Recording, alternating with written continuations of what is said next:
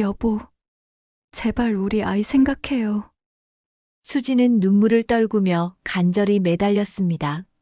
우리 아이, 그게 바로 짐이야. 너희 둘만 없어지면 돼. 태식의 목소리는 차갑게 가라앉으며 눈빛이 서늘하게 변했습니다. 공포에 사로잡혀 배 난간에 몰린 수지는 필사적으로 몸을 지키려 애씁니다. 이제 모든 게 끝났어. 순간 태식의 손이 수진을 거칠게 밀어버립니다. 살려주세요. 제발 아가야. 임신한 몸으로 바다에 빠진 수지는 절규하며 허우적댑니다. 차가운 바다소리 속 수진의 몸부림이 절망적으로 이어집니다. 오늘 사연 시작하기 전에 무료 버튼인 구독과 좋아요 부탁드립니다. 알림 설정도 해두시면 새로운 영상이 올라올 때마다 가장 먼저 만나보실 수 있습니다. 새벽 4시 항구 마을에 전통시장은 하루를 시작하고 있었습니다.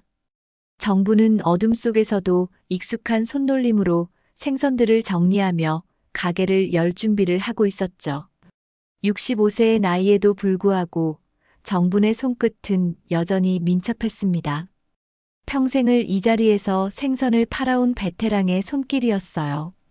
차가운 새벽 공기 속에서 정분의 입김이 하얗게 피어올랐습니다. 시장 곳곳에서 들려오는 상인들의 준비 소리, 트럭에서 물건을 내리는 소음, 그리고 멀리서 들려오는 갈매기 울음소리까지. 이 모든 것이 정분에게는 평생 듣고 자란 자장가 같은 소리였어요. 오늘도 신선한 고등어가 많이 들어왔네. 정분은 혼잣말을 중얼거리며 얼음 위에 생선들을 가지런히 놓았습니다. 그런데 오늘따라 마음 한구석이 들떠 있었어요. 바로 딸 수진 때문이었습니다. 임신 7개월에 접어든 수진이 곧 출산을 앞두고 있었거든요. 정부는 잠시 손을 멈추고 가슴 앞 주머니에서 초음파 사진을 꺼냈습니다. 수진이 지난주에 가져다 준 손주의 모습이었죠. 흑백 사진 속에서 작은 생명체가 웅크리고 있는 모습을 보며 정분의 입가에 미소가 번졌습니다. 이 할미가 얼마나 기다렸는데. 정부는 사진을 소중히 다시 주머니에 넣으며 눈시울이 촉촉해졌어요. 평생을 혼자 살아온 정분에게 수지는 삶의 전부였습니다. 30대 초반에 남편을 잃고 그 충격으로 몇 달을 앓아 누워 있을 때도 어린 수진이 있었기에 버틸 수 있었거든요. 남편 없이 홀로 딸을 키우며 온갖 고생을 다했지만 수진이 착하고 예쁘게 자라준 덕분에 모든 것이 보람이 되었습니다. 그리고 이제 손주까지 생긴다니 정분에게는 더할 나위 없는 축복이었어요. 정부는 생선들을 정리하면서도 마음속으로 계산을 하고 있었습니다. 시장 점포도 있고 시골에 조그만 땅도 있고 평생 모은 적금도 제법 되었죠.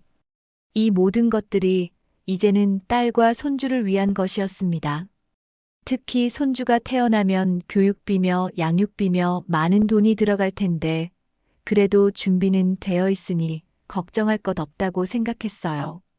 정분의 머릿속에는 수진이 어렸을 때의 기억들이 스쳐 지나갔습니다. 남편이 갑작스럽게 세상을 떠났을 때 5살이던 수진이 엄마 아빠 언제 와? 하고 물어보던 모습. 그때마다 가슴이 찢어지는 듯 했지만 수진 앞에서만은 울음을 참았던 그 시절들. 혼자서 딸을 키우며 새벽부터 밤늦게까지 일했던 그 힘든 세월들이 주마등처럼 스쳐 지나갔습니다. 엄마, 벌써 나오셨어요? 익숙한 목소리에 정분이 고개를 돌렸습니다. 수진이 배를 살짝 부추기며 천천히 걸어오고 있었어요. 임신 중기를 넘어서면서 배가 제법 나온 모습이 더욱 사랑스러워 보였습니다. 수진의 얼굴은 여전히 어린아이처럼 순수했지만 엄마마가 될 준비를 하고 있다는 것이 느껴졌어요. 아이고, 우리 딸.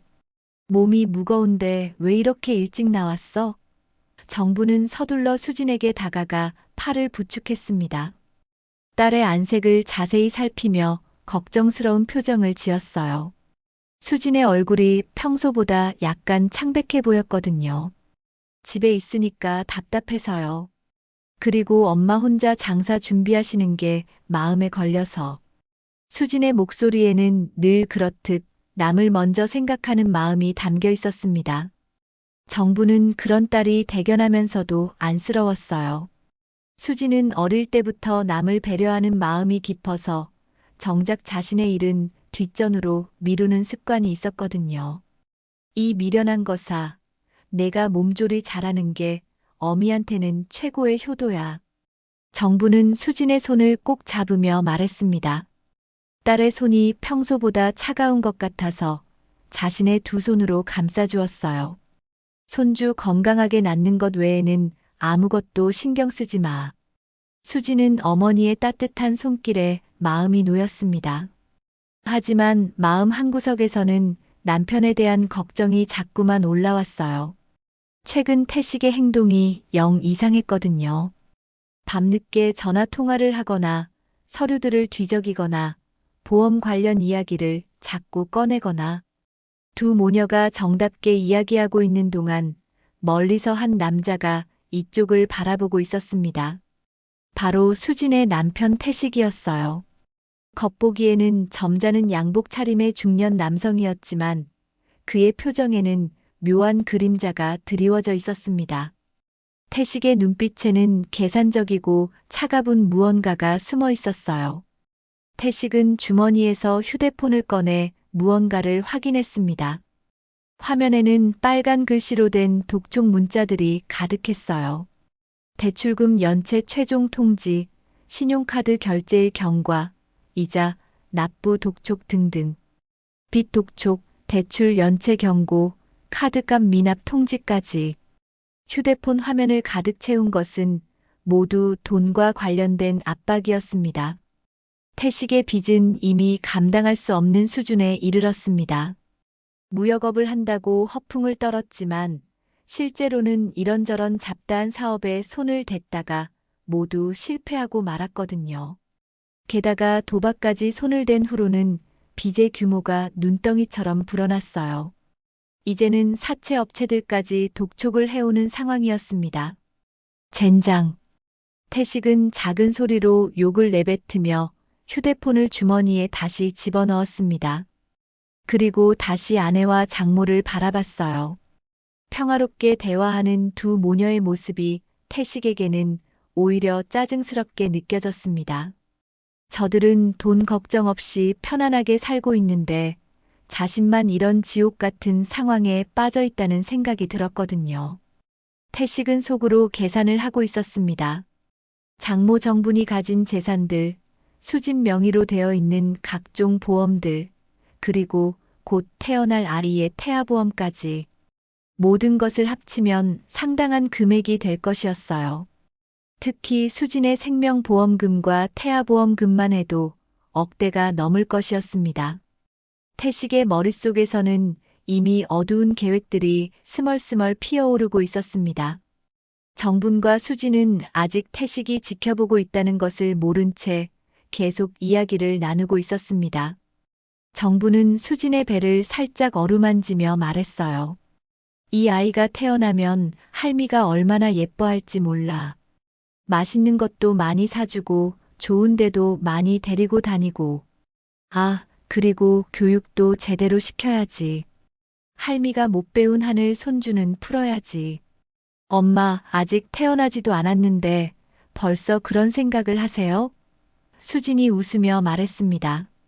하지만 그 웃음 속에는 걱정이 섞여 있었어요. 남편 태식의 최근 행동들이 영 이상했거든요. 특히 보험 서류들을 자꾸 들여다보는 모습이 신경 쓰였습니다. 그래도 미리 준비해둬야지. 아, 맞다. 내가 어제 은행에 가서 적금 하나 더 들었어. 손주 교육비로 쓸 거야. 정분의 말에 수진의 표정이 잠시 어두워졌습니다. 이런 이야기를 남편이 들으면 또 어떤 반응을 보일지 걱정되었거든요. 엄마, 그런 건 남편이랑 상의해서. 수진이 조심스럽게 말을 꺼냈지만 정부는 손사래를 쳤어요. 무슨 상의야? 내 돈으로 내 손주 교육비 마련하는 건데.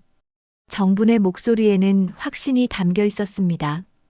그리고 태식이도 분명 좋아할 거야. 아이 키우는데 돈이 얼마나 많이 드는지 모르니까. 장모가 미리 준비해두면 고마워할 거라고. 하지만 수지는 여전히 불안한 표정이었습니다. 남편이 최근 들어 돈 이야기만 나오면 예민하게 반응하고 있었거든요. 게다가 며칠 전에는 자신 모르게 보험 관련 서류들을 뒤적이는 모습을 목격하기도 했어요. 그때 태식의 표정이 이상했던 것이 자꾸 생각났습니다. 멀리서 지켜보던 태식은 마침내 두 모녀에게로 다가왔습니다. 여보, 여기 있었구나. 찾았잖아. 태식의 목소리는 평소와 다름없이 부드러웠지만 수지는 왠지 모를 불편함을 느꼈습니다. 남편의 눈빛이 평소와는 뭔가 달라 보였거든요. 아, 여보가 왔네. 엄마랑 이야기하고 있었어. 수진이 조심스럽게 대답했습니다. 태식이 다가올수록 가슴 한구석에서 불안감이 커졌어요. 장모님, 안녕하세요. 태식은 정분에게 정중하게 인사했습니다. 하지만 그의 눈빛에는 계산적인 무언가가 숨어 있었어요. 정분이 방금 전에 한 말들을 모두 듣고 있었던 태식은 머릿속으로 또 다른 계산을 하고 있었습니다. 정분은 사위를 반겼지만 마음 한구석에서는 설명할 수 없는 불안감이 스멀스멀 올라오고 있었습니다. 평생을 시장에서 살면서 사람 보는 눈이 생긴 정분이었거든요. 태식의 눈빛에서 뭔가 어둡고 차가운 것을 느꼈지만 사위라는 이유로 애써 그 생각을 밀어냈어요. 시장이 점점 활기를 띠기 시작했습니다. 상인들의 호객 소리, 손님들의 흥정 소리, 그리고 생선을 씻는 물소리까지. 항구 마을의 평범한 하루가 시작되고 있었지만 이 세 사람 사이에는 이미 보이지 않는 긴장감이 흐르고 있었습니다. 그날 오후 태식은 집 안서재에서 혼자 있었습니다. 책상 위에는 여러 개의 보험 증권과 서류들이 널브러져 있었어요. 태식은 그 서류들을 하나하나 꼼꼼히 들여다보며 계산기를 두드리고 있었습니다. 수진의 생명보험증권, 의료보험증권, 그리고 태아보험증권까지. 수진명의 생명보험금 3억 원. 태식은 작은 소리로 중얼거렸습니다. 의료보험금 5천만 원, 태아보험금 1억 원. 계산기의 숫자들이 늘어갈 때마다 태식의 눈빛이 점점 더 어두워졌어요. 합치면 4억 5천만 원이네. 태식은 의자에 등을 기대며 천장을 바라봤습니다. 머릿속으로는 복잡한 계산이 돌아가고 있었어요. 자신의 현재 빚이 6억 원 정도. 보험금으로는 완전히 해결되지 않지만 그래도 상당 부분을 정리할 수 있을 것이었습니다. 거기다 장모 정분의 재산까지 합치면 태식의 입꼬리가 비틀어졌어요. 사고만 나면 모든 게 내 손에 들어온다. 태식은 혼잣말을 했습니다. 그 순간 거실에서 수진의 목소리가 들려왔어요. 여보, 뭐 하고 있어요? 수진이 부엌에서 물을 마시다가 서재 쪽을 바라보며 물었습니다. 태식은 재빨리 서류들을 정리하며 대답했습니다. 아, 그냥 회사 일 좀 보고 있었어. 하지만 서류를 치우는 손놀림이 어색했어요. 수지는 남편의 행동이 이상하다고 느꼈지만 임신 중이라 몸이 무거워서 자세히 확인하지는 못했습니다. 요즘 회사 일이 많나 봐요. 밤늦게도 전화 받고. 수진이 조심스럽게 말을 꺼냈습니다. 최근 태식이 밤늦게 누군가와 통화하는 모습을 여러 번 목격했거든요. 응, 좀 바빠. 태식은 건성으로 대답하며 서류들을 서랍에 넣었습니다. 너는 몸조리나 잘해. 곧 출산인데. 수지는 남편의 차가운 반응에 마음이 상했지만 아무 말도 하지 않았습니다. 대신 부엌으로 돌아가서 저녁 준비를 시작했어요. 하지만 마음속에서는 불안감이 계속 자라고 있었습니다. 태식은 수진이 부엌으로 간 후에도 한동안 가만히 앉아 있었습니다. 머릿속으로는 계속해서 어두운 생각들이 돌아가고 있었어요. 보험금을 받으려면 사고가 나야 한다. 그것도 자연스러운 사고처럼 보여야 한다. 태식은 주머니에서 휴대폰을 꺼내 메모장을 열었습니다. 바다, 배. 태식은 작은 글씨로 메모를 적기 시작했습니다. 항구 마을에 살고 있으니 바다 사고라면 충분히 자연스러울 것이었어요. 게다가 임신 중인 아내가 배에서 실족한다면 누가 봐도 안타까운 사고로 여겨질 것이었습니다. 태식은 휴대폰으로 인터넷을 검색하기 시작했습니다. 항구에서 배를 빌리는 방법, 소형 어선 대여업체, 그리고 바다 사고 관련 기사들까지 모든 것을 꼼꼼히 알아보았어요.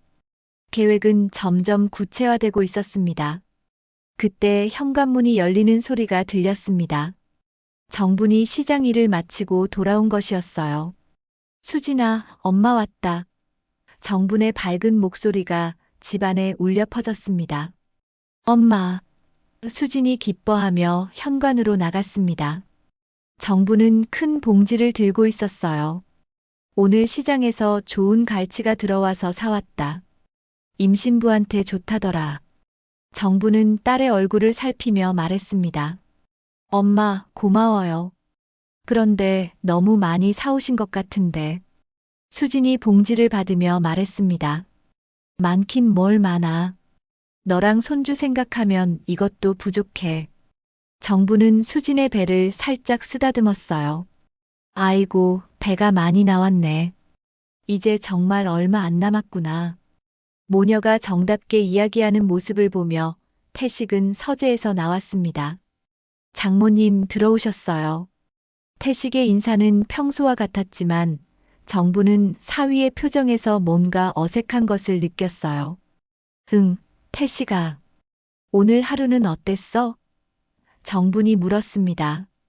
그냥 평소와 같았습니다. 태식은 대답했지만 눈빛이 계속 헤맸어요. 정부는 평생 시장에서 온갖 사람들을 상대해온 경험으로 사람의 눈빛을 읽는데 능숙했습니다. 태식의 눈에서 뭔가 숨기고 있는 것 같은 느낌을 받았어요. 저녁 식사 시간이 되었습니다. 정분이 직접 갈치조림을 만들어서 세 사람이 함께 식탁에 앉았어요. 하지만 식탁의 분위기는 어딘가 어색했습니다.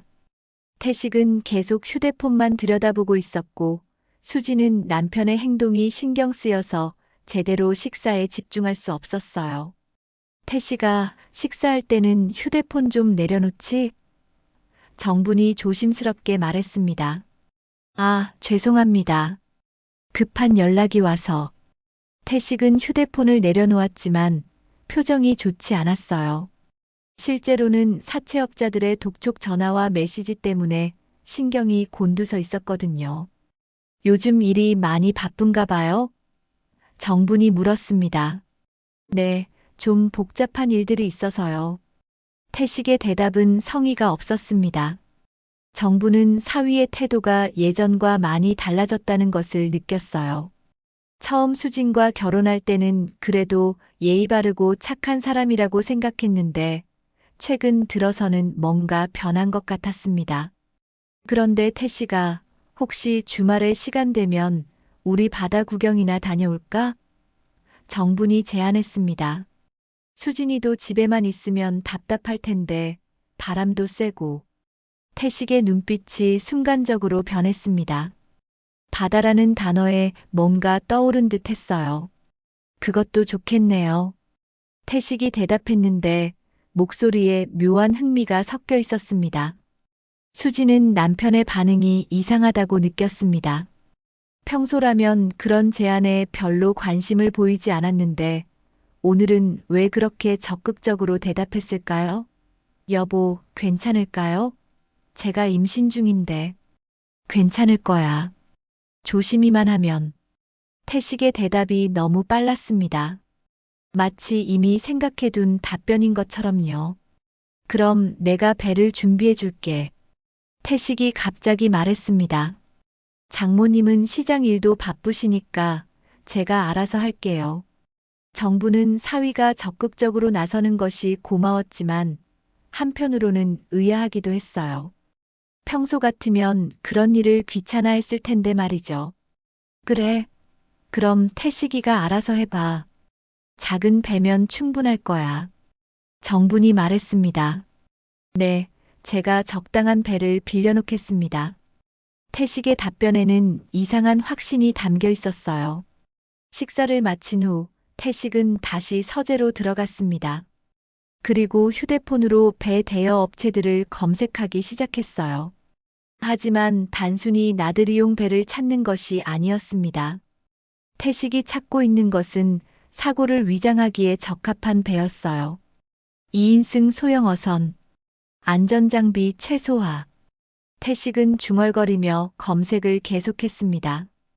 구명조끼나 구명보트 같은 안전장비가 많으면 계획에 방해가 될 수 있었거든요. 마침내 적당한 배를 찾았습니다. 항구 끝쪽에 있는 작은 대여 업체에서 운영하는 낡은 어선이었어요. 안전점검도 제대로 되지 않는 것 같았고 구명장비도 부실해 보였습니다. 태식에게는 완벽한 조건이었어요. 태식은 업체에 전화를 걸었습니다. 안녕하세요. 주말에 배를 빌리고 싶은데요. 네, 2인용으로. 오후에 사용할 예정입니다. 통화를 마친 태식은 만족스러운 표정을 지었어요. 모든 것이 계획대로 진행되고 있었습니다. 이제 주말만 되면. 하지만 태식은 한 가지를 놓치고 있었습니다. 바로 그 바다에는 많은 어부들이 있다는 것이었어요. 특히 박 선장 같은 베테랑 어부들은 바다에서 일어나는 모든 일들을 예리하게 관찰하고 있었습니다. 그날 밤 수지는 잠들지 못하고 계속 뒤척였습니다. 남편의 최근 행동들이 자꾸 마음에 걸렸거든요. 보험 서류를 들여다보던 모습, 바다 구경을 가자는 제안에 보인 이상한 반응, 그리고 갑자기 배까지 준비하겠다고 나선 모습까지. 설마. 수지는 작은 소리로 중얼거렸습니다. 하지만 자신의 남편이 그런 끔찍한 생각을 할 리는 없다고 애써 생각을 지우려 했어요. 그러나 불안감은 쉽게 사라지지 않았습니다. 옆에서 자고 있는 태식을 바라보며 수지는 한숨을 쉬었습니다. 남편의 얼굴이 평소와 달리 차갑게 느껴졌어요. 수지는 뱃속의 아이를 쓰다듬으며 속으로 기도했습니다. 제발 아무 일 없었으면 좋겠다. 태식은 잠든 척하며 수진의 반응을 살피고 있었습니다. 아내가 자신을 의심하고 있다는 것을 눈치챘거든요. 하지만 이미 계획을 세운 이상 되돌릴 생각은 없었습니다. 빚에 쫓기는 현실에서 벗어나려면 이것이 유일한 방법이라고 생각했어요. 태식의 머릿속에서는 이미 구체적인 시나리오가 그려지고 있었습니다. 주말에 배를 타고 바다로 나가서 적당히 먼 곳에서 수진을 바다에 밀어넣는 것이었어요. 그러고 나서 구조를 요청하면서 아내가 실수로 바다에 빠졌다고 신고하는 것이죠. 밤이 깊어갔지만 부부는 각자 다른 생각에 잠겨 있었습니다.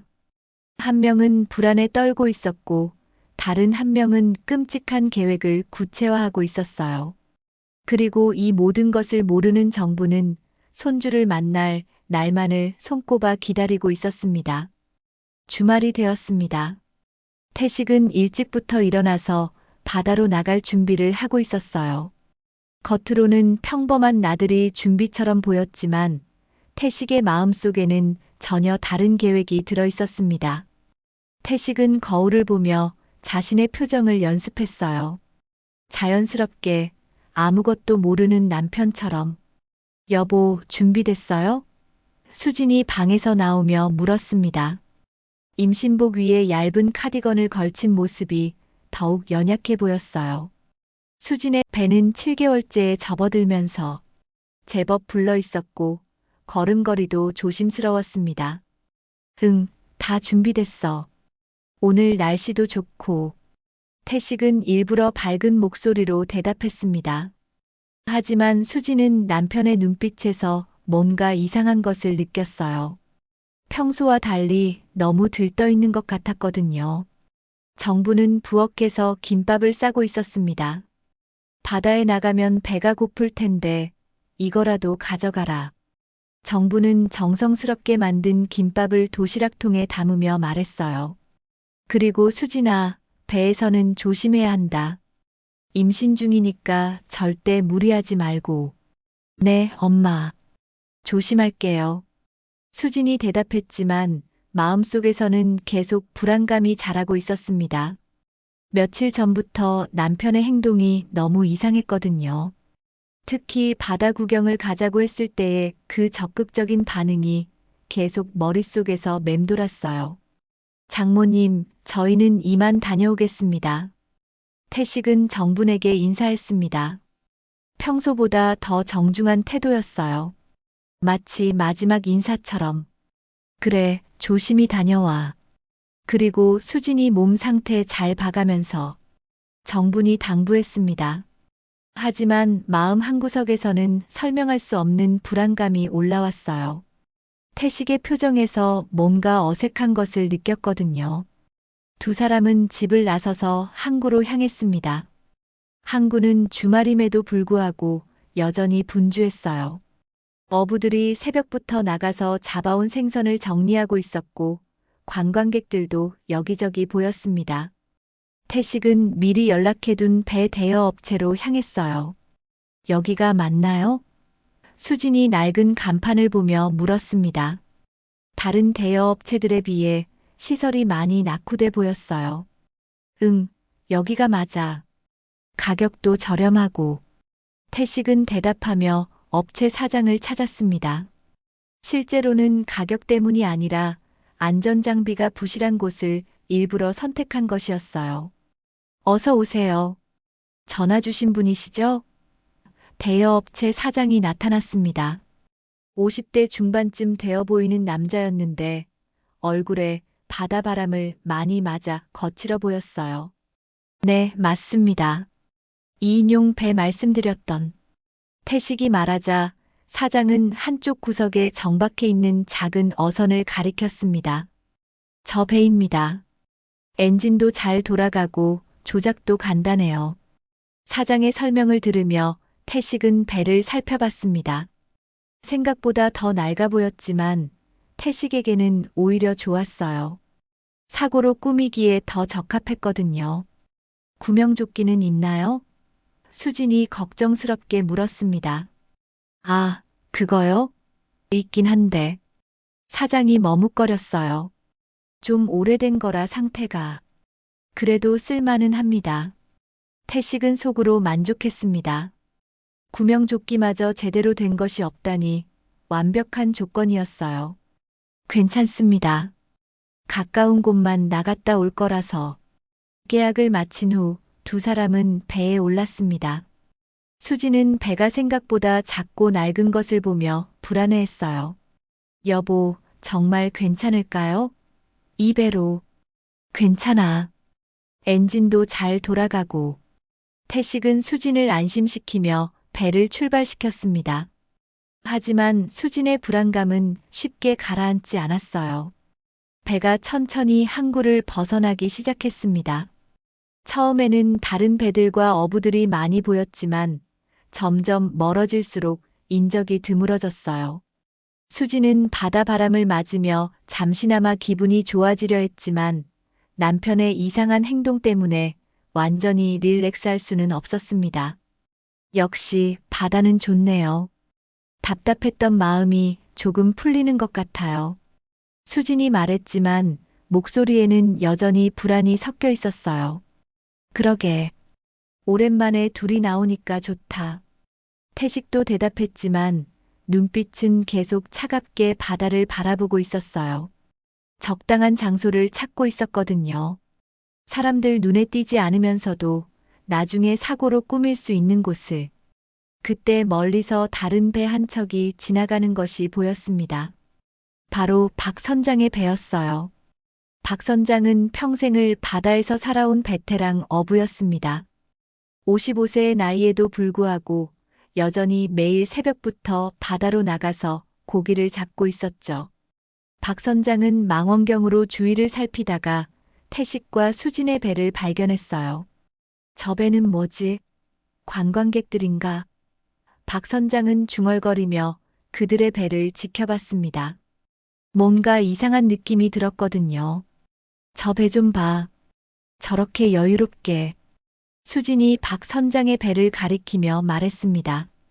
태식은 박 선장의 배를 보며 살짝 불안해했어요.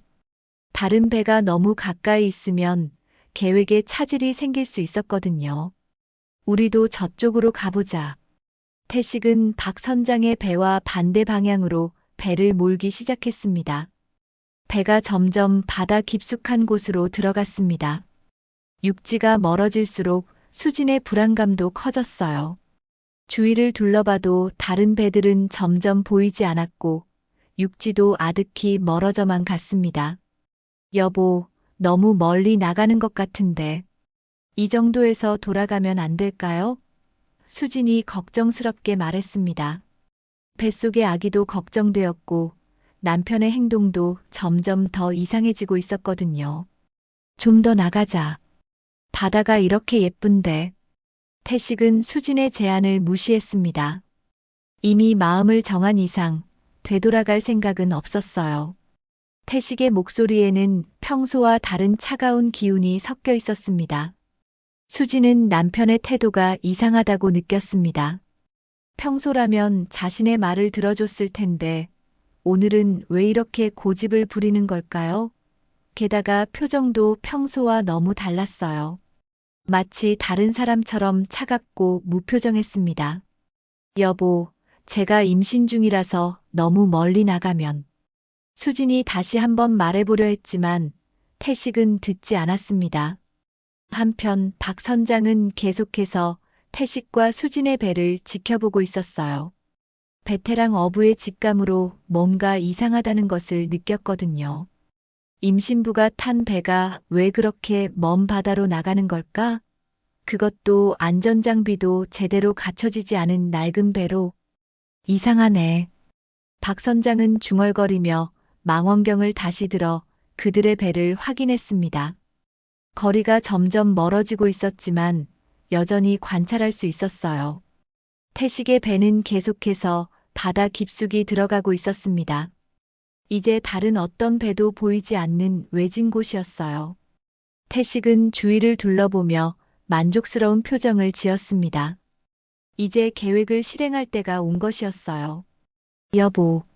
수진이 조심스럽게 말을 꺼내려던 순간 태식이 갑자기 배를 세웠습니다. 여기가 좋겠다. 태식은 주위를 둘러보며 말했어요. 사방이 온통 바다뿐이었습니다. 다른 배들도 보이지 않았고 육지도 아득히 멀었어요. 수지는 점점 더 불안해졌습니다.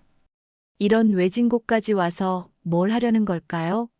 여보, 우리 이제 돌아가요. 뱃속 아기가 걱정돼요. 태식의 표정이 서서히 변하기 시작했습니다. 지금까지 억지로 유지해왔던 가면이 벗겨지고 있었어요. 아기. 태식의 목소리가 차갑게 변했습니다. 수지는 남편의 갑작스러운 변화에 놀랐어요. 그 순간 모든 불안감이 현실이 되는 것을 느꼈습니다. 여보, 무슨 일이에요? 이제 그만 연기하자. 태식이 말했습니다. 더 이상 가식적인 미소를 짓지 않았어요. 그의 진짜 모습이 드러나고 있었습니다. 멀리서 박 선장이 망원경으로 그들의 배를 지켜보고 있었지만 태식은 그 사실을 아직 모르고 있었어요. 태식의 머릿속에는 오직 하나의 생각만 있었습니다. 이제 모든 것을 끝내고 새로운 시작을 하는 것이었어요. 이제 그만 연기하자. 태식의 목소리는 완전히 달라져 있었습니다. 지금까지 보여왔던 다정한 남편의 모습은 온데간데 없었어요. 차가운 바다 바람이 불어와도 태식의 눈빛은 그보다 더 차갑게 수진을 바라보고 있었습니다. 수진은 남편의 변한 모습에 온몸이 떨렸어요. 여보, 무슨 말씀이세요? 왜 그렇게? 수진의 목소리가 떨렸습니다. 뭔가 끔찍한 일이 일어날 것 같은 예감이 들었거든요. 왜 그러냐고 태식이 비웃듯 말했습니다. 넌 정말 아무것도 모르는구나. 내가 얼마나 절망적인 상황에 처해 있는지. 태식은 주머니에서 휴대폰을 꺼내 수진에게 보여줬습니다. 화면에는 빨간 글씨로 된 독촉 문자들이 빼곡했어요. 봐라. 이게 다 뭔지 알아? 6억 원이야. 내가 지고 있는 빚이 6억 원이라고. 수지는 숫자를 보고 충격을 받았어요. 6억 원이라니. 상상도 할 수 없는 금액이었습니다. 여보, 언제부터? 왜 저한테 말하지 않으셨어요? 말해서 뭐 하겠어? 너같이 순진한 년이 뭘 할 수 있겠어? 태식의 말투가 점점 더 거칠어졌습니다. 그냥 얌전히 집에서 배만 불리고 있으면 되는 거야. 수지는 남편의 말에 가슴이 찢어지는 것 같았어요. 이 사람이 정말 자신이 사랑했던 남편이 맞을까요? 여보, 그렇다면 같이 해결해봐요. 우리가 부부잖아요.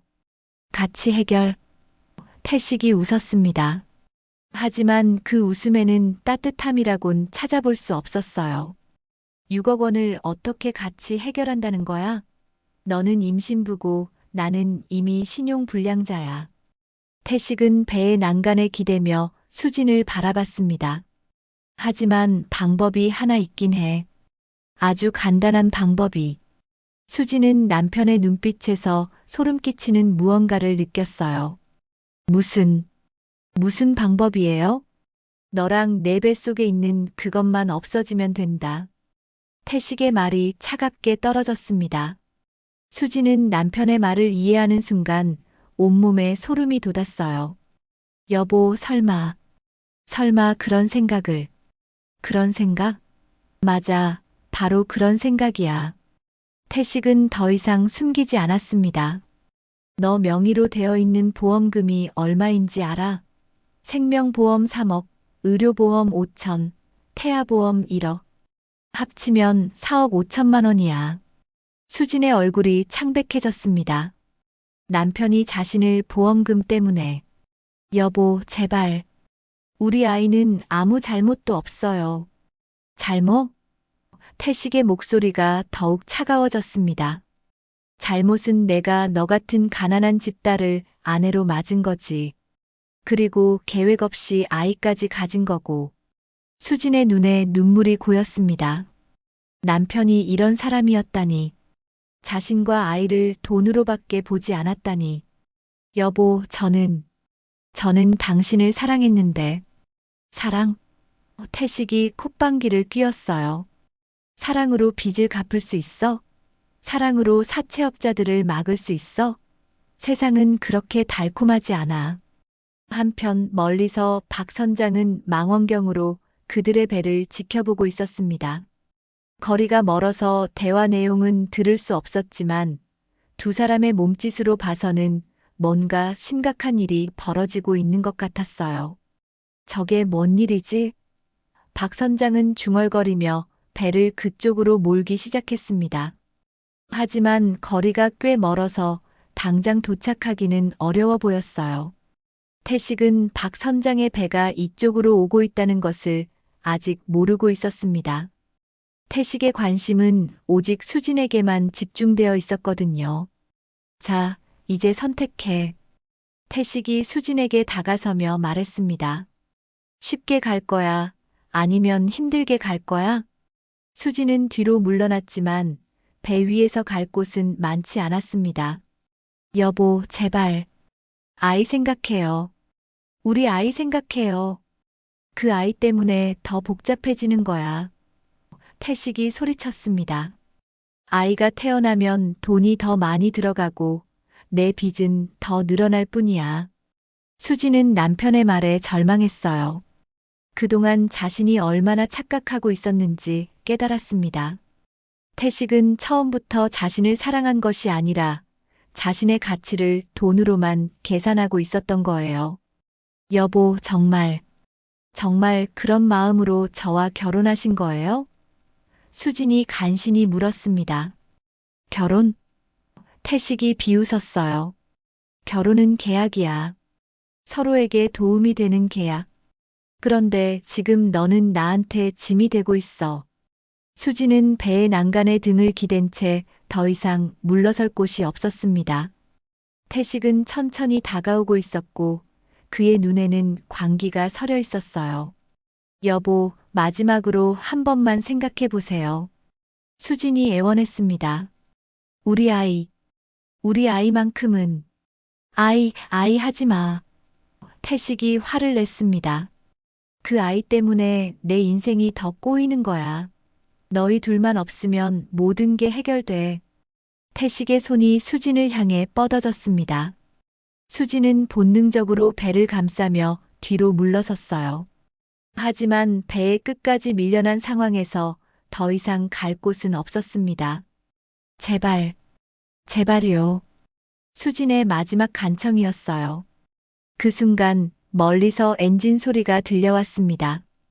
박 선장의 배가 이쪽으로 오고 있는 소리였어요. 하지만 태식은 그 소리를 듣지 못했습니다.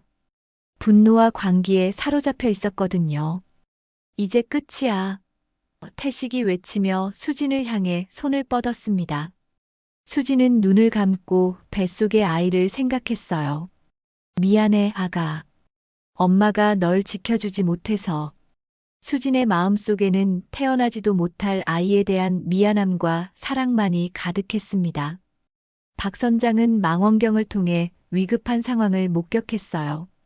남자가 임신부를 위협하고 있는 모습이 확실히 보였습니다. 저놈이 뭐라는 거야? 박 선장은 서둘러 배의 속도를 높였지만 여전히 거리가 멀었어요. 태식의 손이 수진의 어깨에 닿는 순간이었습니다. 수진은 마지막 힘을 다해 소리쳤어요. 살려주세요. 누가 좀 도와주세요. 하지만 바다 한복판에서 수진의 절규는 바람에 흩어질 뿐이었습니다. 태식은 더 이상 망설이지 않았어요. 6억 원의 빚과 보험금 사이에서 태식은 이미 선택을 끝낸 상태였습니다. 이제 모든 게 끝나는 거야. 태식이 중얼거렸습니다. 수진은 남편의 차가운 손길을 느끼며 절망했어요. 하지만 마음 한구석에서는 여전히 기적을 바라고 있었습니다. 누군가가 자신과 아이를 구해주기를 말이죠. 파도 소리와 바람 소리만이 들리는 바다 한복판에서 한 여인의 운명이 위태로운 순간이었습니다. 그리고 멀리서 한 척의 배가 전속력으로 이쪽을 향해 달려오고 있었어요. 이제 모든 게 끝나는 거야. 태식의 말과 함께 그의 두 손이 수진의 어깨를 강하게 밀었습니다. 순간 수진의 몸이 배의 난간을 넘어 차가운 바다 속으로 떨어졌어요. 임신 7개월의 몸으로 바다에 빠진 수진은 물속에서 필사적으로 몸부림쳤습니다. 살려주세요. 도와주세요. 수진이 물 위로 고개를 내밀며 절규했어요. 바닷물이 입과 코로 들어와 숨쉬기가 힘들었지만 뱃속의 아이를 생각하며 포기할 수 없었습니다. 태식은 배 위에서 물에 빠진 수진을 내려다보며 차갑게 웃고 있었어요. 이제 됐어. 완벽한 사고야. 태식은 혼잣말로 중얼거리며 이미 머릿속으로 구조대에 신고할 내용을 정리하고 있었습니다. 아내가 실수로 바다에 빠졌다고 말할 계획이었거든요. 하지만 태식은 중요한 것을 놓치고 있었습니다. 바로 멀리서 이 모든 광경을 지켜보고 있는 박 선장의 존재를 말이에요. 박 선장은 망원경을 통해 태식이 수진을 바다에 밀어넣는 순간을 똑똑히 목격했습니다. 저 미친놈이. 박 선장은 분노에 찬 목소리로 외쳤어요. 일부러 밀었어. 박 선장은 즉시 배의 속력을 최대한으로 높였습니다. 55세의 나이에도 불구하고 40년 넘게 바다에서 살아온 그의 몸은 여전히 민첩했어요. 물속에서 수진은 점점 지쳐가고 있었습니다. 임신으로 인해 무거워진 몸과 두꺼운 옷 때문에 헤엄치기가 더욱 어려웠어요. 바닷물의 차가운 온도 때문에 몸도 점점 경직되고 있었습니다. 아가야, 엄마가 널 지켜줄게. 수지는 물속에서도 배를 감싸며 중얼거렸어요. 의식이 점점 흐려졌지만 아이를 지켜야 한다는 모성 본능만은 또렷했습니다. 태식은 수진이 물에서 허우적거리는 모습을 보며 안도의 한숨을 쉬었어요. 곧 끝날 거야. 그러면 모든 문제가 해결된다. 태식은 이미 보험금을 받은 후에 계획까지 세우고 있었습니다. 그때 뒤에서 큰 엔진 소리가 들려왔습니다. 태식이 뒤를 돌아보니 한 척의 어선이 전속력으로 이쪽을 향해 오고 있었어요. 태식의 얼굴이 순간 굳었습니다. 누군가 봤나? 박 선장의 배가 빠르게 접근하고 있었습니다. 박 선장은 배를 몰면서도 계속 소리쳤어요. 야, 거기 사람 빠졌다. 빨리 구해. 하지만 실제로는 태식이 일부러 밀어넣은 것을 알고 있었습니다. 지금은 사람부터 구하고 봐야 할 상황이었어요. 태식은 당황했지만 재빨리 연기를 시작했습니다. 아, 저기 누가 오네요. 도와주세요. 제 아내가 실수로 바다에. 태식은 마치 정말 놀란 것처럼 연기했어요.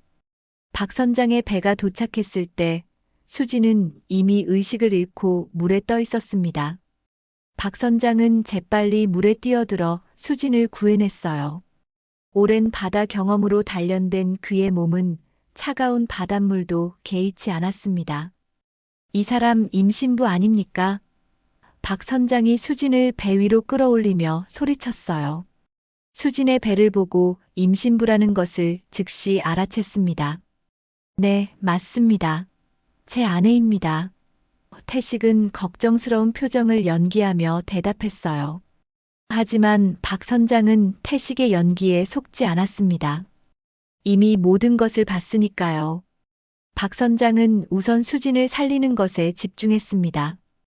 응급처치를 시행하며 수진의 의식을 되돌리려 했어요.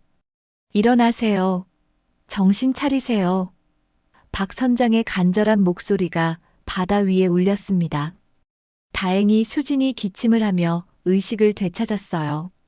하지만 몸은 여전히 차가웠고 떨리고 있었습니다. 제 아이는 괜찮나요? 수진의 첫 번째 걱정은 뱃속의 아이였어요. 지금 병원으로 가야 합니다. 박 선장이 말했습니다. 그리고 태식을 날카롭게 쳐다봤어요. 어떻게 된 일입니까? 부인이 어떻게 바다에 빠진 겁니까? 태식은 미리 준비한 말을 늘어놓았습니다. 갑자기 배가 흔들려서 아내가 균형을 잃고. 하지만 태식의 설명에는 허점이 많았어요. 박 선장은 태식의 말을 듣고 있었지만 속으로는 분노가 끓어올랐습니다. 이놈이 거짓말을 하고 있어. 내가 분명히 봤는데. 하지만 지금은 수진의 생명이 더 중요했습니다. 일단 병원부터 가야겠습니다. 임신부가 찬물에 빠지면 위험해요. 박 선장은 자신의 배로 수진을 옮겼습니다. 태식도 따라왔지만 박 선장은 태식을 경계의 눈으로 계속 지켜봤어요. 병원으로 향하는 동안 수진은 계속 의식이 흐릿했습니다. 추위와 충격 때문에 몸이 제대로 반응하지 않았어요. 제 아이는 괜찮을까요? 수진은 계속 중얼거렸습니다. 걱정하지 마세요. 곧 병원에 도착할 겁니다. 박 선장이 수진을 달래며 말했어요. 하지만 마음속으로는 분노가 치밀어 올랐습니다. 어떻게 남편이 임신한 아내를 바다에 밀어넣을 수 있을까? 태식은 옆에서 걱정스러운 척 연기를 계속하고 있었어요. 여보, 괜찮아? 내가 미안해. 내가 조심했어야 했는데. 하지만 박 선장의 예리한 눈을 피할 수는 없었습니다. 박 선장은 속으로 결심했어요. 이 일을 그냥 넘길 수는 없어.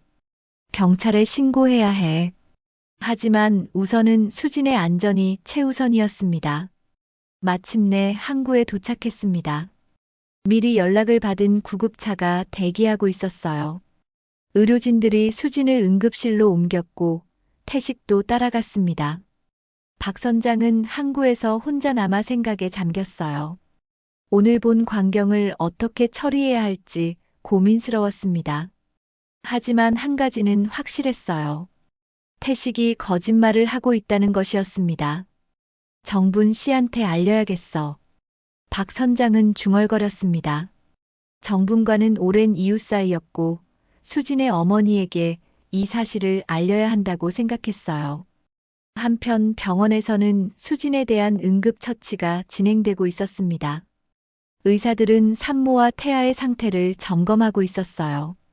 다행히 생명에는 지장이 없었지만 충격과 추위로 인한 후유증이 걱정되는 상황이었습니다.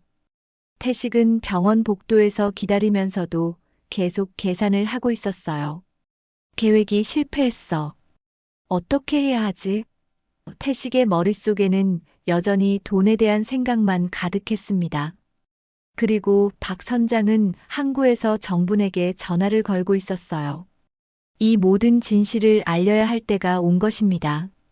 바다는 모든 것을 보고 있었고 이제 진실이 드러날 때였어요. 병원 복도에 정분의 급한 발걸음 소리가 울렸습니다. 박 선장의 전화를 받고 급히 달려온 정분의 얼굴은 창백했어요. 우리 딸이 어디 있어요? 수진이가 어디 있냐고요? 정분은 간호사에게 다급하게 물었습니다. 3층 응급실에 계세요. 지금 검사 중이십니다. 간호사의 안내를 받고 정부는 계단을 뛰어 올랐어요. 65세의 나이에도 불구하고 딸을 향한 어머니의 마음은 그 어떤 장애물도 넘을 수 있었습니다. 응급실 앞에서 태식이 의자에 앉아 있는 모습을 본 정부는 서둘러 다가갔어요. 태식아, 수진이는 어떻게 됐어? 무슨 일이 일어난 거야? 태식은 고개를 들어 정분을 바라봤습니다.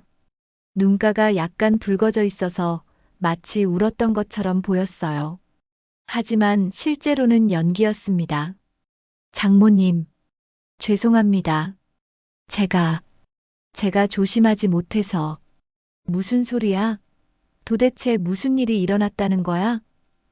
정분의 목소리가 떨렸습니다. 박 선장한테서 대략적인 얘기는 들었지만 직접 태식의 입으로 듣고 싶었거든요. 바다에 나갔다가 갑자기 파도가 치면서 배가 흔들렸어요. 수진이가 균형을 잃고 바다에. 태식의 설명이 시작됐지만 정부는 뭔가 이상하다는 느낌을 받았어요. 그때 박 선장이 병원에 도착했습니다. 정분을 보자마자 박 선장의 표정이 어두워졌어요. 정분 씨, 여기 계셨군요. 박 선장님 고맙습니다. 우리 딸을 구해주셔서. 정분이 인사하려 하자 박 선장이 조심스럽게 입을 열었습니다. 정분 씨, 잠깐 따로 얘기할 수 있을까요? 박 선장의 목소리에는 진중함이 묻어 있었어요. 태식은 박 선장의 말에 긴장했습니다. 뭘 말하려는 거지? 설마 봤나? 태식의 이마에 식은땀이 맺혔어요. 무슨 얘기인데요? 정분이 물었습니다. 박 선장은 태식을 한번 쳐다본 후 정분에게 말했어요. 제가 본 것을 말씀드려야 할 것 같습니다. 박 선장님, 뭘 보셨다는 겁니까? 태식이 끼어들었습니다. 목소리에 약간의 떨림이 섞여 있었어요. 당신이 뭘 했는지 제가 다 봤습니다. 박 선장의 말이 차갑게 떨어졌습니다. 망원경으로 똑똑히 봤어요. 당신이 부인을 바다에 밀어넣는 걸. 정분의 얼굴이 창백해졌어요. 뭐라고요? 무슨 소리예요? 태식은 당황하며 손사래를 쳤습니다. 무슨 소리예요? 제가 왜 제 아내를. 거짓말하지 마세요. 박 선장의 목소리가 커졌습니다. 40년 넘게 바다에서 살아온 제가 뭘 봤는지 모를 것 같습니까? 당신이 두 손으로 부인을 밀어넣는 걸 똑똑히 봤다고요. 정부는 박 선장의 말을 듣고 온몸이 떨렸어요. 태식아, 설마 그런 일을. 설마 내가 우리 수진이를. 장모님 믿지 마세요. 박 선장님이 잘못 보신 거예요. 제가 왜 제 아내를? 태식은 필사적으로 부인했지만 목소리에 확신이 없었어요. 그때 응급실 문이 열리고 의사가 나왔습니다. 환자 보호자분 계시나요? 네, 저요. 제가 어머니입니다. 정분이 서둘러 의사에게 다가갔어요. 다행히 산모와 태아 모두 생명에는 지장이 없습니다. 하지만 충격과 추위로 인한 스트레스가 심해서 안정이 필요해요. 특히 정신적 충격이 큰 것 같습니다. 의사의 말에 정부는 안도의 한숨을 쉬었어요. 하지만 곧 분노가 치밀어 올랐습니다. 박 선장의 말이 사실이라면 의사 선생님, 혹시 환자가 의식은 있나요? 얘기할 수 있을까요? 정분이 물었습니다. 지금은 진정제 때문에 잠들어 계시지만 곧 깨어나실 겁니다. 하지만 너무 자극적인 얘기는 피해주세요. 의사가 떠난 후 정부는 태식을 똑바로 쳐다봤습니다. 평생 시장에서 온갖 사람들을 상대해온 정분의 눈에는 날카로움이 서려 있었어요. 태식아, 마지막으로 한 번만 더 물어볼게. 정말로 사고였어? 정분의 목소리는 차갑게 가라앉아 있었습니다. 물론입니다, 장모님. 제가 왜? 태식이 대답하려던 순간 정분이 손을 들어 막았어요. 그럼 박 선장님이 거짓말을 하고 계시다는 거네. 정분의 질문에 태식은 말을 잇지 못했습니다. 박 선장이 다시 입을 열었습니다. 정분 씨, 제가 본 걸 경찰에 신고해야겠습니다. 이건 명백한 살인 미수예요. 경찰이요? 태식의 얼굴이 하얗게 질렸어요. 박 선장님, 오해가 있는 것 같은데. 오해? 박 선장이 냉소했습니다. 제가 40년 넘게 바다를 봐왔는데 사고와 고의를 구분 못할 것 같습니까? 정부는 복잡한 마음으로 두 남자를 바라봤어요. 한편으로는 사위를 믿고 싶었지만 다른 한편으로는 박 선장을 더 오래 알고 지냈거든요. 박 선장은 평생 정직하게 살아온 사람이었어요. 그때 수진의 병실에서 간호사가 나왔습니다. 환자분이 깨어나셨어요. 보호자분 들어오세요. 정부는 서둘러 병실로 들어갔고 태식도 따라갔어요. 박 선장은 복도에서 기다렸습니다. 병상에 누워있는 수진을 본 정분의 눈에 눈물이 고였어요. 수진아, 괜찮아? 엄마. 수진의 목소리는 힘이 없었습니다. 눈빛도 초점을 잃은 것 같았어요. 수진아, 무슨 일이 일어났는지 엄마한테 얘기해봐. 정분이 딸의 손을 잡으며 말했습니다. 수진은 태식을 쳐다봤어요. 그리고 다시 어머니를 바라봤습니다. 입술이 떨리고 있었어요. 엄마마. 저는. 수진아, 천천히 말해도 돼. 엄마가 여기 있잖아. 정분이 딸을 달래며 말했습니다. 수진의 눈에서 눈물이 흘렀어요. 그리고 작은 목소리로 중얼거렸습니다. 엄마, 저희 아기 정말 괜찮을까요? 괜찮다고 의사 선생님이 그러셨어. 너도 아기도 건강해. 정분이 안심시켰습니다. 하지만 수진은 여전히 무언가를 숨기고 있는 것 같았어요. 태식을 바라보는 눈빛에는 두려움이 섞여 있었습니다. 태식은 수진의 시선을 느끼며 불안해했어요. 수진이가 뭔가 기억하고 있나? 설마 모든 걸 기억하는 건 아니겠지? 정부는 딸의 표정에서 뭔가 이상함을 느꼈습니다. 수진아, 혹시 기억나는 거 있어? 어떻게 바다에 빠지게 됐는지. 수진은 입술을 깨물며 망설였어요. 그 순간이 정분에게는 영원처럼 느껴졌습니다. 딸이 무슨 말을 할지, 그리고 그 말이 자신의 세상을 어떻게 바꿔놓을지 예감이 들었거든요. 바다에서 일어난 진실이 서서히 수면 위로 떠오르고 있었습니다. 수지는 한참 동안 망설이다가 떨리는 목소리로 입을 열었습니다. 엄마, 저는 기억해요. 모든 걸 다 기억해요.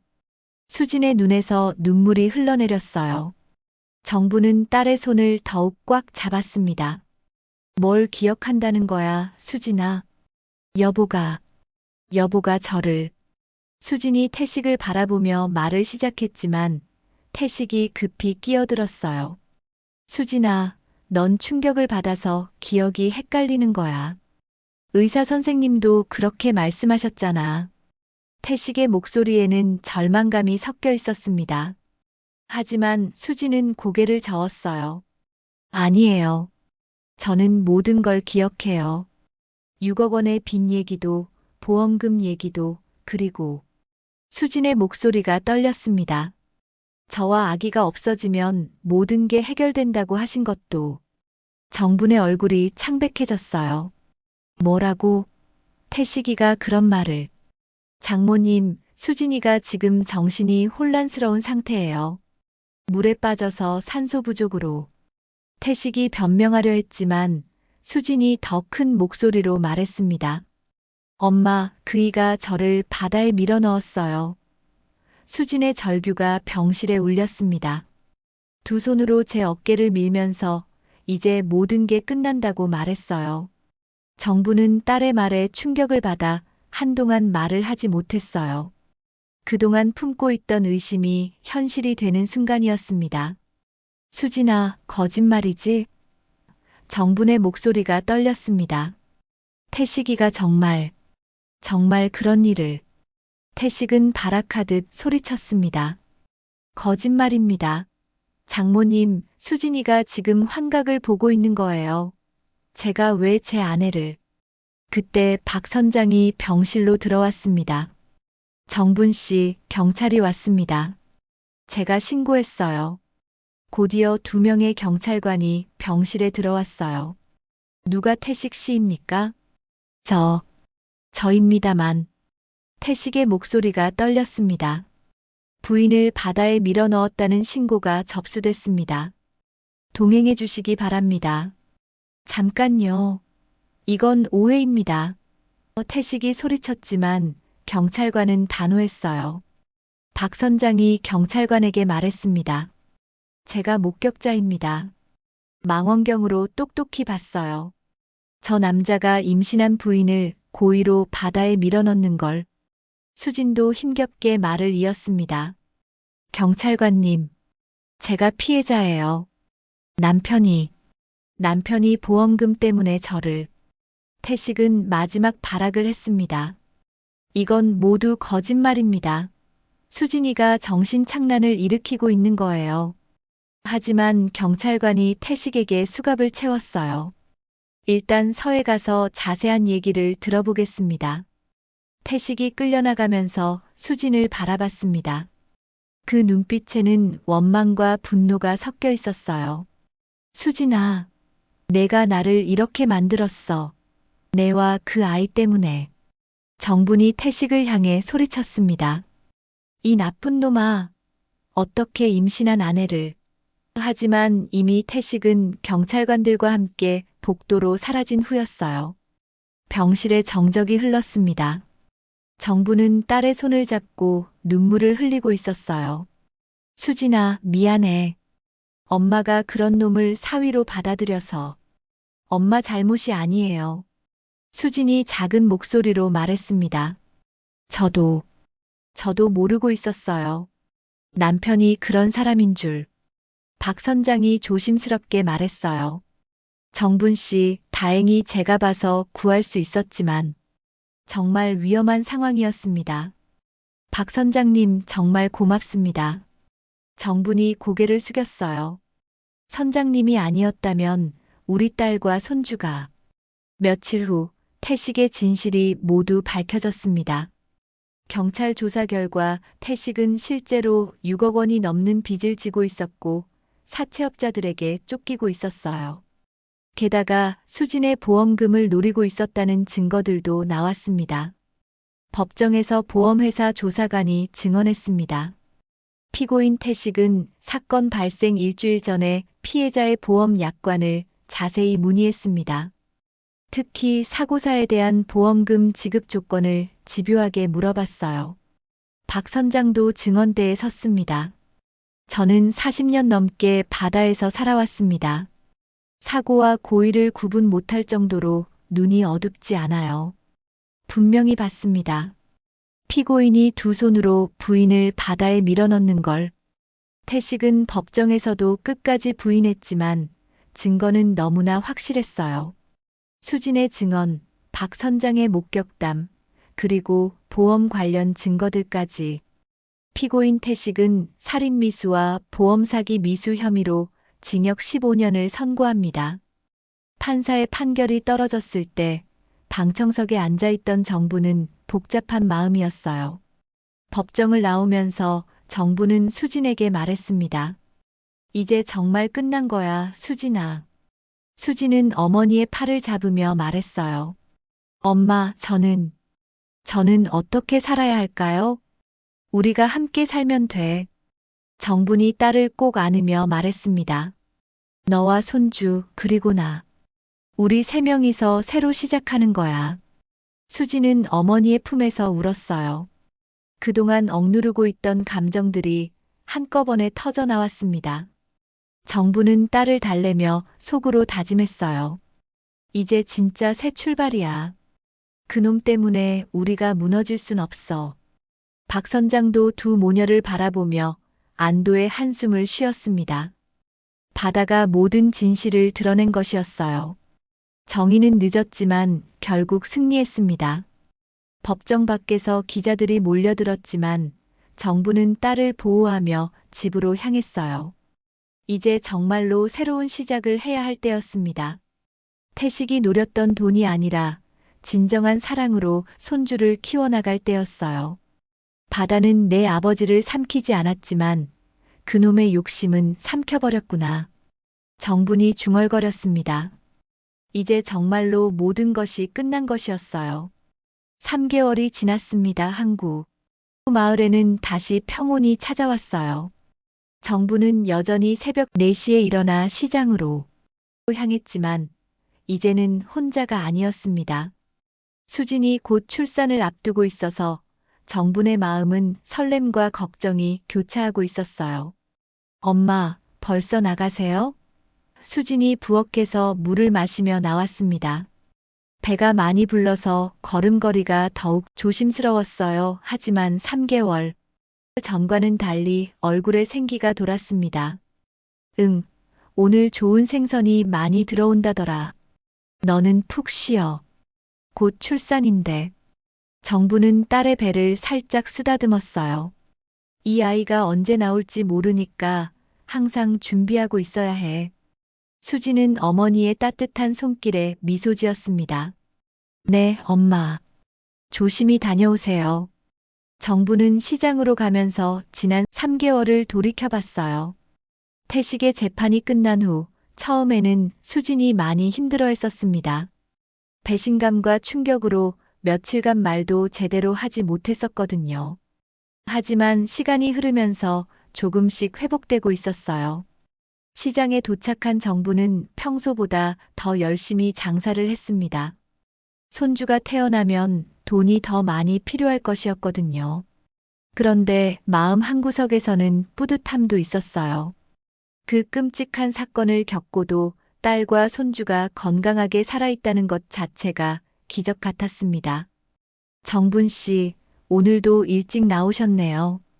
옆 가게 사장이 인사했습니다. 그러게요.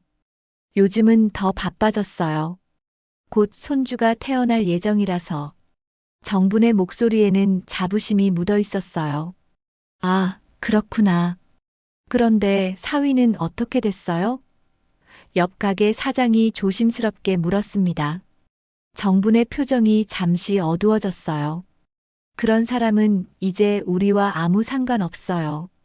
우리는 우리끼리 잘 살 거예요. 오후 2시쯤 정부는 딸에게서 온 전화를 받았습니다. 엄마, 배가 아프기 시작했어요. 정부는 서둘러 시장 정리를 하고 집으로 달려갔어요. 수진이 소파에서 배를 움켜쥐고 있는 모습을 봤습니다. 수진아, 언제부터 아팠어? 엄마, 오전부터 조금씩 아프더니 지금은 정말 심해요. 수진의 목소리에 고통이 섞여 있었습니다. 정부는 즉시 병원에 전화를 걸었어요. 네, 제 딸이 진통이 시작된 것 같은데요. 네, 지금 바로 갈게요. 병원으로 향하는 길에 정부는 수진의 손을 꼭 잡았어요. 괜찮을 거야, 수진아. 우리 손주 곧 만날 수 있어. 엄마, 무서워요. 수진이 떨리는 목소리로 말했습니다. 혼자서 아이를 키울 수 있을까요? 무슨 소리야. 혼자가 아니잖아. 엄마가 있고, 곧 태어날 아기가 있고. 정분이 딸을 격려했어요. 우리 세 명이서 행복하게 살 거야. 병원에 도착해서 의사의 검진을 받은 수지는 분만실로 들어갔어요. 자궁구가 3cm 정도 열렸네요. 아직 시간이 좀 걸릴 것 같습니다. 의사의 설명을 들은 정부는 긴 기다림이 시작된다는 것을 알았어요. 정부는 분만실 밖에서 기다리며 초조해했습니다. 수시로 들려오는 수진의 신음소리에 마음이 조마조마했어요. 박 선장도 소식을 듣고 병원으로 달려왔습니다. 정분 씨, 어떻게 됐어요? 박 선장이 물었습니다. 아직 시간이 많이 남았대요. 의사 선생님 말로는 초산이라 오래 걸릴 수 있다고. 정분의 목소리에 걱정이 묻어 있었어요. 시간이 흘러 저녁이 되었습니다. 수진의 진통은 계속되었지만 아기는 쉽게 나오지 않았어요. 정부는 복도를 서성이며 기다렸습니다. 정분 씨, 걱정하지 마세요. 처자이는 원래 시간이 오래 걸려요. 박 선장이 정분을 위로했습니다. 따님은 강한 사람이에요. 그 힘든 일도 이겨냈는데 출산쯤이야. 밤 10시가 넘어서야 의사가 나왔어요. 조금 더 기다리셔야 할 것 같습니다.